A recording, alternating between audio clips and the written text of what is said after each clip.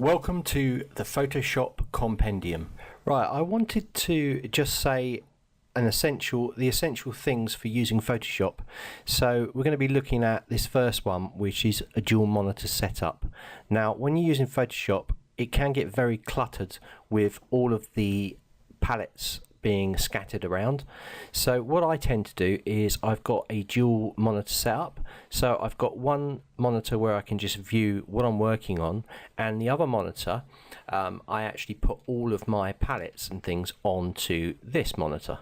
So now it makes it really easy for me to work on this uncluttered. I can even get rid of this and drop it over to here, so I've got a full screen basically, and then I can just hop across here, do what I need to do, leave all these open so it's very quick for me to get to them, and just work on the primary monitor. So use this as a secondary work area space.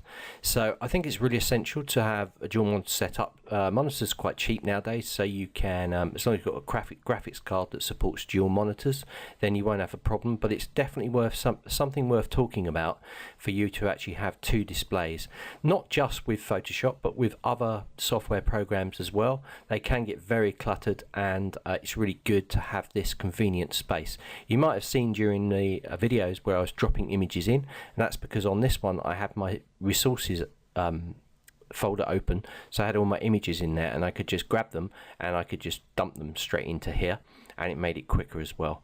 So dual monitor setup, I think, is really important when you're using Photoshop. It's not essential, but it's definitely a good thing to have.